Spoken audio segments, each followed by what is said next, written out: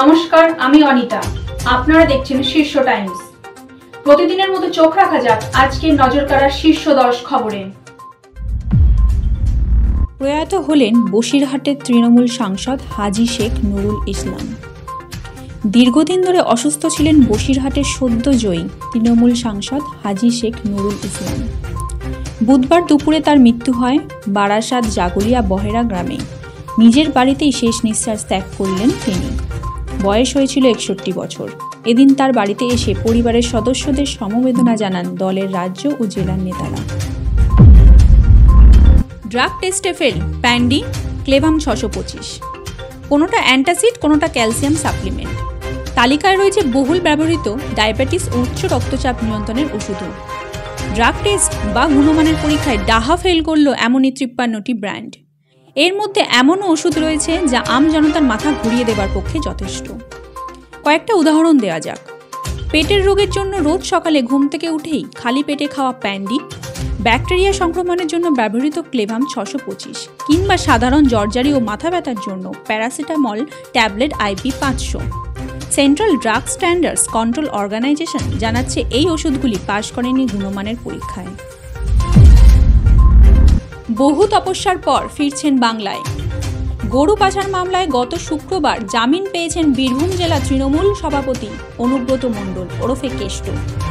সমস্ত আইন প্রক্রিয়া সেরে মঙ্গলবার বাড়ি ফিরছেন বীরভূমের কেষ্ট জেল থেকে ছাড়া পাওয়ার পরও বীরভূমের দলের কোর কমিটির উপরেই আস্থা রাখল দলের শীর্ষ নেতৃত্ব, যা নিয়ে শুরু জল্পনা।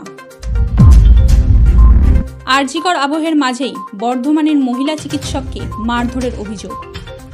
বর্ধমান জেলার কাটোয়া শহরের স্টেশন রোডের একটি শাড়ির দোকানে আক্রান্ত হয় ওই মহিলা চিকিৎসক জামাকাপড় কিনতে গিয়েছিলেন ওই দোকানে। কেনাকাটা নিয়ে দোকানদারের স্ত্রীর সঙ্গে চিকিৎসকের তর্ক শুরু হয়। কিছুক্ষণের মধ্যেই হাতাহাতিতে জড়িয়ে পড়েন দুজনেই। এরপর চিকিৎসককে আঙুল মুচড়ে ভেঙে দেওয়ার অভিযোগ ওঠে দোকানের মালিকের স্ত্রীর বিরুদ্ধে। চিকিৎসকের মাথাতেও চোট লাগে। আহত অবস্থায় কাটোয়া মহকুমা হাসপাতালে ভর্তি করানো হয় সেই চিকিৎসককে। আতঙ্কের আরেক নাম L238, বাসের রাজা L238। যতই দিন যাচ্ছে ততই গতি বাড়ছে বারাসাত থেকে হাওড়াগামী বাসে। এর জেরে প্রায় ছোটখাটো দুর্ঘটনা ঘটছে। এই রুটে বাসের গতি লাগাম টানতে এতদিন উদ্যোগী হয়নি কেউ। এ নিয়ে কড়া ব্যবস্থা গ্রহণ করুক প্রশাসন, এমনটাই চাইছেন নিত্যযাত্রীরা।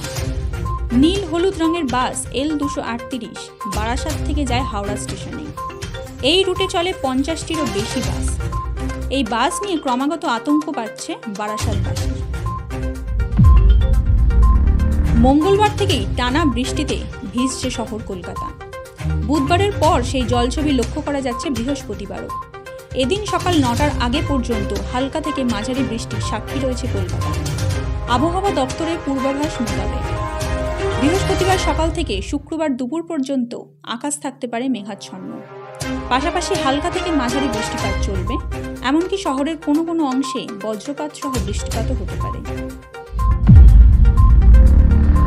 চলতি বছরে জানুয়ারি মাসে বাংলাদেশে অনুষ্ঠিত হয়েছিল সাধারণ নির্বাচন।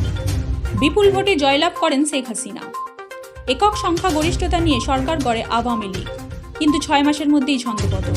শুরু হয় সরকারি চাকরিতে কোটা বিরোধী আন্দোলন, যা কার্যত রূপ নেয় হাসিনা হাঁটাও অভিযানে। গণ অভ্যুত্থানের জেরে গদি হারান হাসিনা। এবার নিউ ইয়র্কে দাঁড়িয়ে হাসিনার গদি হারানোর পিছনে ষড়যন্ত্রের কথা মেনে নিলেন অন্তর্বর্তী সরকারের প্রধান উপদেষ্টা নোবেলজয়ী অর্থনীতিবিদ ডক্টর মোহাম্মদ ইউনুস। এমনকি অন্যতম ষড়যন্ত্রকারীর নামও প্রকাশ্যে বললেন তিনি। Hi Ravi, are you hungry? Don't worry. Buffet's with you. We are presenting you a Buffet's all time on time. In Buffet's food app you can select over 300 restaurants. You can choose your favorite food and add them to cart. Buffet's food app provides you easy and convenient paying options. Your order is placed now. So, you can wait little. Your food is being prepared by restaurant. Your food is now ready for the delivery. Buffet's fast delivery, you can track the live position of the delivery order. Enjoy your food. You rate us and download our app from Google Play Store. গত জুলাই মাস থেকে সংঘাত তীব্র হয়েছে Israel ও হেজবোল্লার মধ্যে। Israel অধিকৃত Golan মালভূমির এক football স্টেডিয়ামে আছড়ে পড়ে জঙ্গি সংগঠনটির রকেট। হামলায় মৃত্যু হয় 12 জনের। এই ঘটনাতেই আগুনে ঘৃতাহুতি পড়ে। সেপ্টেম্বর মাসের মাঝামাঝি সময় থেকে লেবাননে হামলার ধার বাড়ায় ইসরায়েল। প্রথমে পেজার, ওয়াকি টকি, টেলিফোনের মতো ইলেকট্রনিক ডিভাইসের বিস্ফোরক রক্তাক্ত হয় লেবাননে। এর পিছনে ইসরায়েলের গুপ্তচর সংস্থা মোসাদ রয়েছে বলে অভিযোগ।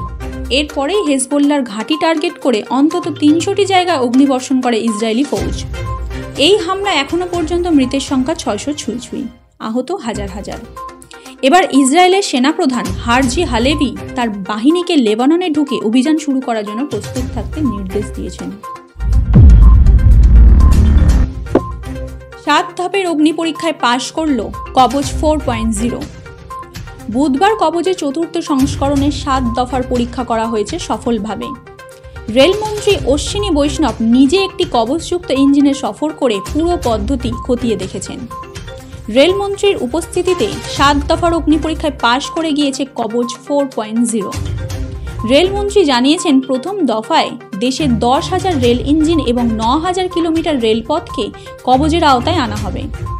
2030 সালের মধ্যে গোটা দেশের রেলপথকে এর আওতায় আনা হবে। আন্তর্জাতিক ফুটবল থেকে আগেই অবসর নিয়েছিলেন, কিন্তু পুরোপুরি ফুটবলকে বিদায় জানানোর কোনো ইঙ্গিতই সাম্প্রতিককালে তিনি দেননি। অথচ বুধবার সবাইকে কার্যত অবাক করে সোশ্যাল মিডিয়ায় ফুটবলকে বিদায় জানানোর কথা ঘোষণা করে দিলেন ফরাসি প্লেয়ার রাফায়েল ভারানে। এখানেই শেষ করছি আজকের নজর কাড়ার শীর্ষ 10। ভালো থাকুন, সুস্থ থাকুন, চোখ রাখুন পরের খবরে।